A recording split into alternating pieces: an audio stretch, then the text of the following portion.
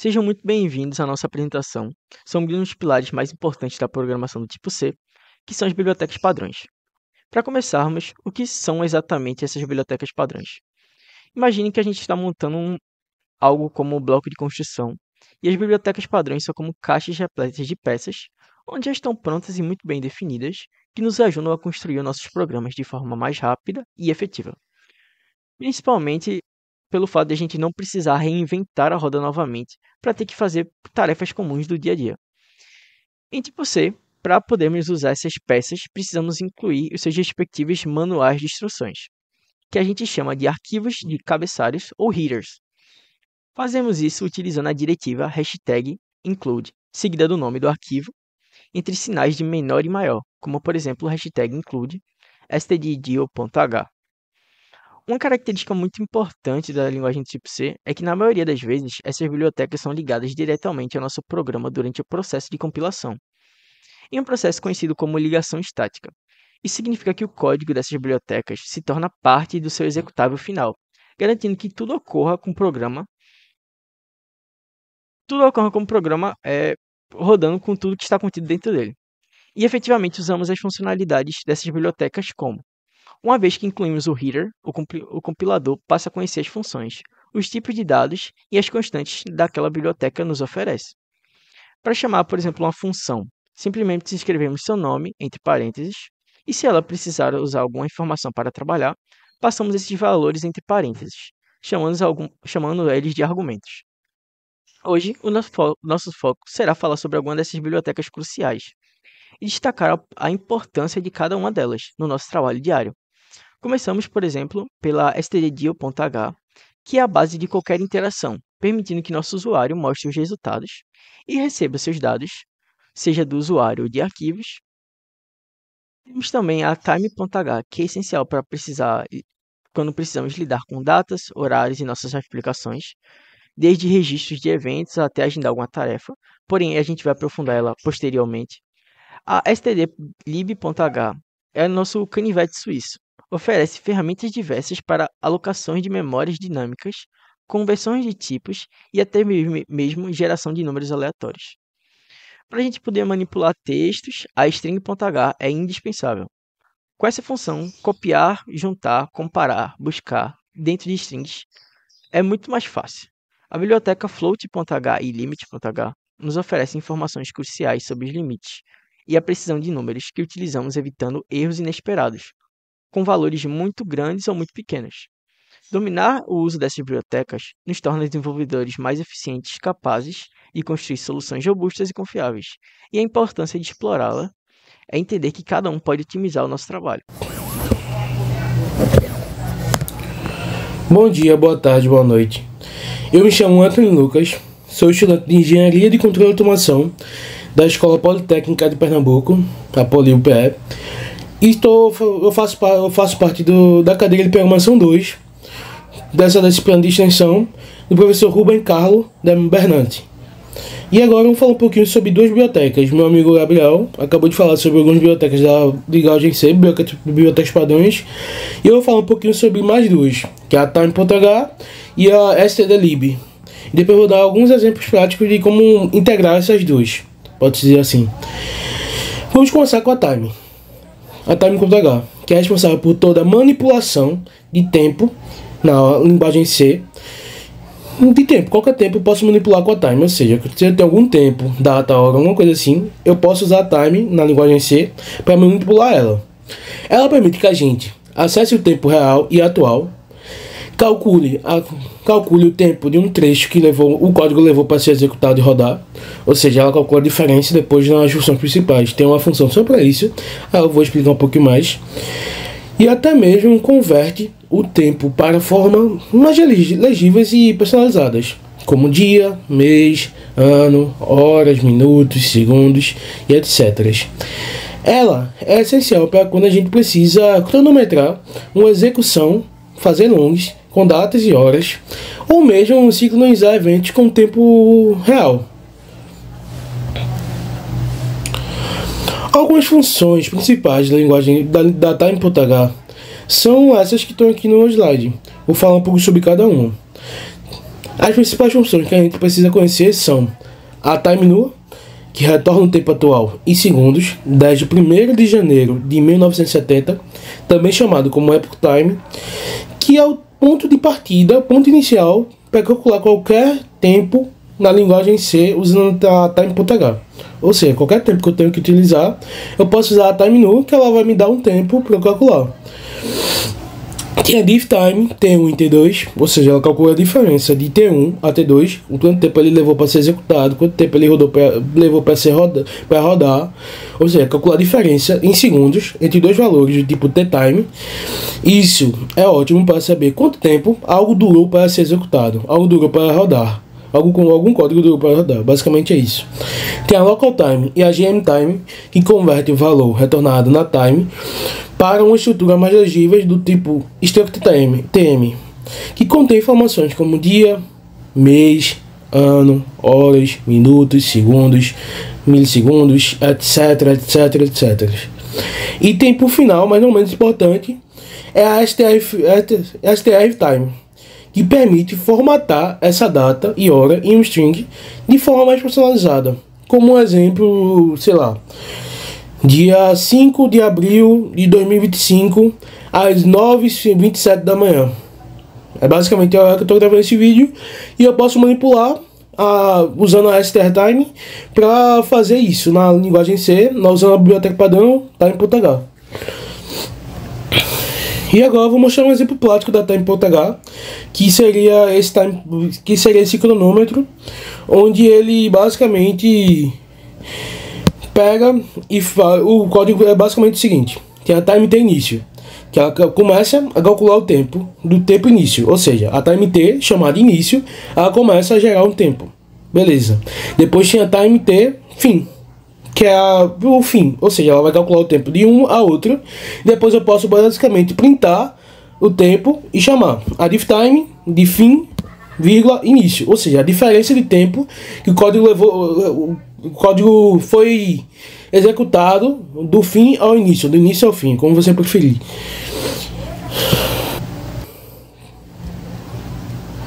Dando sequência, vou falar sobre a stdlib.h. E depois eu vou dar um exemplo prático da integração da stdlib com a time.h em um jogo bem simples. Vamos começar a falar da biblioteca stdlib, que é uma das mais versáteis da linguagem C. Dando uma visão geral sobre ela, ela fornece várias funções utilizadas, muito importantes, como conversão de tipos, geração de números aleatórios, alocação dinâmica de memória e até mesmo finalização de programas e etc. É uma biblioteca essencial no dia a dia para qualquer programador em C. Algumas funções principais delas são, entre as mais usadas, temos a malloc, calloc e free para alocação dinâmica de memória, a toy e a store, que convertem strings de números inteiros para a toy 1, 2, 3 e retorna o número 1, 2, 3. Ou seja, um exemplo, o toy 1, 2, 3 pode ser a toy n, que é um número qualquer.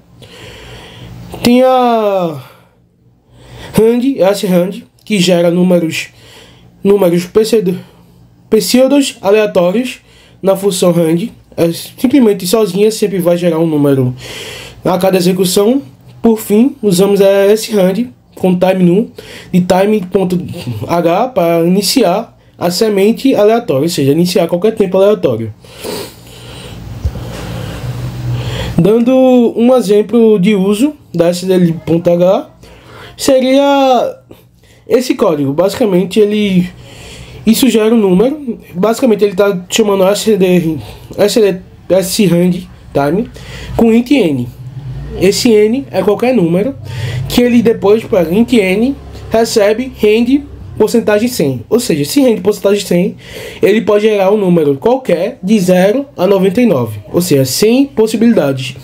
Se fosse um porcentagem 10, geraria de 0 a 9, de 9 a 0, no caso. E etc. Esse é um código bem simples para mostrar um pouco da stdlib.h. E agora eu vou falar um pouco sobre a integração da stdlib.h com a time.h, como está aqui, integração da time com a stdlib. Usando o srand time para aleatoriedade com base no tempo e medir tempo de resposta do usuário, eu fiz basicamente esse jogo simples, onde a integração, como eu já disse, dos duas. Então srand time, ou seja, ele começa a um tempo aleatório, aí tem um int segredo que gera um número de 0 a 9. Ou seja, 10 possibilidades: 0, 1, 2, 3, 4, 5, 6, 7, 8, 9. Se fosse porcentagem 100, seria de 0 a 99. Não vou contar um por um, claro. Aí, beleza. Ele definiu isso. Depois ele pega e chama time t início, que é igual ao tempo. E depois ele chama time t fim, que é igual ao tempo também, que é para calcular exatamente a diff time. Aí depois, por fim, ele usa o printf para calcular o tempo de diferença da resposta disso, ou seja, a diferença de que o srand demorou para gerar um número aleatório. E é basicamente isso, um pouco dando um exemplo da stdlib e a time. Espero que vocês tenham entendido. Qualquer dúvida, pode falar comigo. E agora eu vou passar minha palavra para Christian, que vai falar um pouco sobre algumas outras bibliotecas que ele escolheu. E é isso. Tchau, tchau. Bom dia, boa tarde, boa noite. Eu não sei que horas vocês vão estar vendo esse vídeo. Creio que meus colegas já me apresentaram e também me apresentei no vídeo introdutório. Para vocês que estão seguindo essa série de vídeos de programadores do grupo Alvin, eu vou falar aqui um pouco sobre, sem mais delongas, a Float.h e por que ela é tão incrível.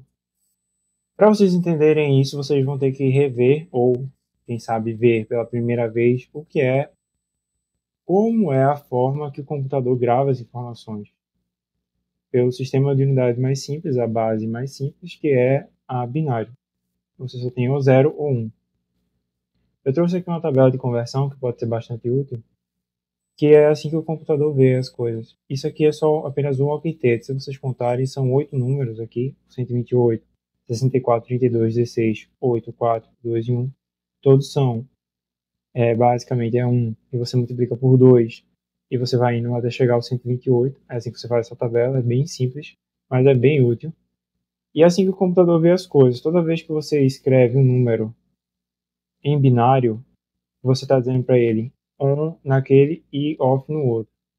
Se tiver 1 é 1, 0 é off. Se você tiver escrito todos os números 0, ou seja, num octeto, você escreve 0 e o último, apenas o último dígito está ligado, ou seja, o último dígito é 1, o computador vai dizer que apenas o 1 está on, e ele vai somar 1 com 1. Aí, no caso, o número que você tem vai ser 1. Se todos esses números estiverem ligados, o computador vai entender como sendo 1 em todos. Ele vai somar 128 mais o 64 mais o 32, e isso retorna 255. Dessa forma, fazendo essas combinações diferentes, nós conseguimos representar todos os números inteiros que vão de 0 a 255, apenas em binário. Isso já por si só é bem legal. Mas então aliás, se vocês quiserem, inclusive, representar um número maior do que 255, basta colocar mais um octeto, que vai ser a mesma coisa. Só você continuar multiplicando por 2, mais 8 vezes, gerando 8 números. E isso, se vocês verem, vai dar um número muito grande, a representação. Vocês vão conseguir representar até um número bem grande mesmo. Um número absurdo. Mas fica a pergunta, como é que você consegue representar no computador um número negativo? Como você consegue representar no computador um número decimal? Como é que o computador consegue armazenar na memória esses números? Qual é o sistema de representação que ele faz, entende? Já que são números com vírgula. E aí que entra um pouquinho do cálculo numérico, que é uma cadeira que vocês, estudantes da Poli, vão acabar pagando, se já não pagaram. Para aqueles que já pagaram, vão ter um déjà vu agora.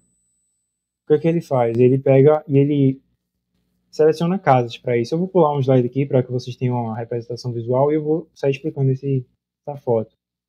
É assim que o computador vê a informação, certo? Ele retira apenas um bit para dar o sinal, 0 ou 1, certo? Ele vai retirar 8 bits para o expoente e 23 bits para o que ele chama de mantissa. Eu vou agora rodar passando e explicando cada um para vocês. O sinal, o que é esse sinal? É a forma de indicar se o número é positivo ou negativo. Se for positivo, a gente deixa 0.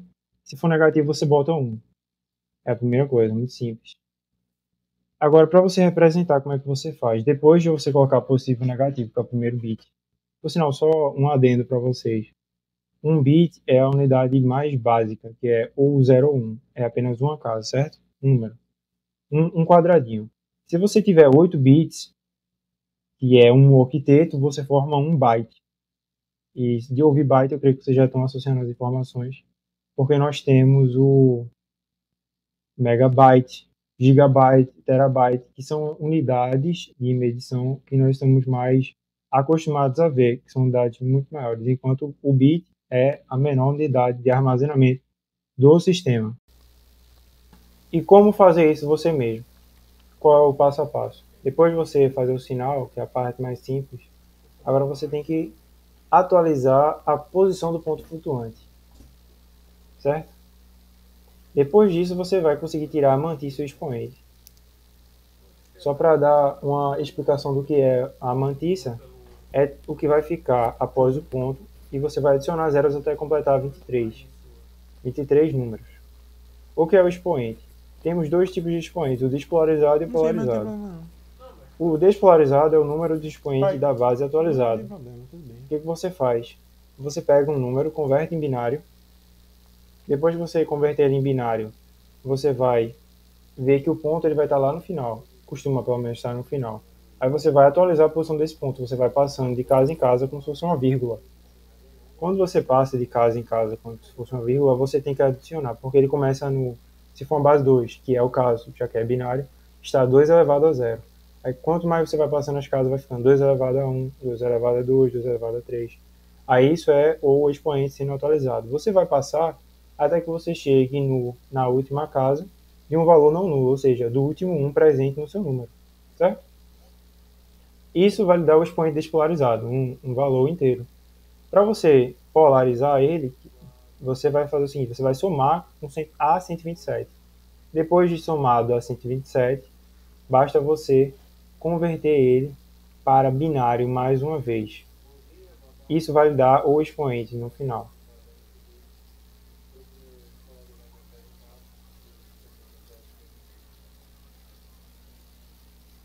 Vou dar um exemplo para vocês aqui, bem rápido, para você converter o 7 nessa forma de representação do computador. 7, número de base 10. Ele, no binário, na base 2, vai ser 0, 1, 1, 1. O sinal, ele é positivo? É, então o sinal é 0, não muda. É isso que eu estou dizendo para vocês. Ó. O 0, 1, 1, imagina que tem um ponto aqui no final, bem após o último 1, que eu coloquei aqui. 0, 1, 1, aí tem um ponto. Isso aqui quer dizer que a contagem começa de 2 elevado a 0. Ou seja, se você pegar 1 e multiplicar por 2 elevado a 0, vai dar 1. Aí você soma com 1 que multiplica 2 elevado a 1, mais 1 que multiplica 2 elevado a 2. Somando isso é bem legal, vai dar 7, que é justamente o número que você quer. Aí o que você faz? Aqui eu estou atualizando a posição do ponto, ou seja, toda vez que eu passo o ponto à esquerda, você vê que o expoente aumenta 1, até ele chegar no último número não nulo. Aí isso deu o expoente despolarizado igual a 2. Você vai somar o 2 a 127, deu 129. Converte isso de volta agora para binário, que vai dar esse valor aqui. Aí você vai salvar esse valor na sua memória. E o que você vai fazer? Você volta aqui um pouquinho agora para você entender a mantissa. Você viu que ficou 01.11 aqui. Esse 1 não vai entrar porque sempre vai ser 1. É o último número depois da vírgula. Então, tudo que passar desse ponto, aliás, esse vírgula, mas tudo que passar do ponto vai ficar marcado como vai entrar dentro da sua mantissa. Então, eu só peguei esses dois últimos dígitos aqui, que seria, no caso, se tivesse mais dígitos, você acrescentaria tudo que está depois do ponto. Você bota algumas primeiras casas da mantissa. E você preenche o resto com zeros, até completar 23. Como já tinha 2, eu somei a 21 zeros, aí deu 23. Aí no final o computador vai salvar o número dessa forma que eu estou mostrando aqui. Sinal, que está em verde, o expoente, que eu marquei em vermelho, e a mantissa. Ok? Então, essa é a forma que o seu computador está representando. Voltando aqui para o primeiro slide, o segundo slide, desculpe, você vai ver aqui o valor do ponto flutuante, um valor real. Você pega o sinal, multiplica pela mantissa, multiplica pela base, aliás, o sinal, que vai ser mais ou menos, aí você vai pegar a mantissa, vai multiplicar pela base e vai levar o expoente, isso vai dar o valor do ponto flutuante. É assim que é feito a armazenação, o armazenamento, no caso.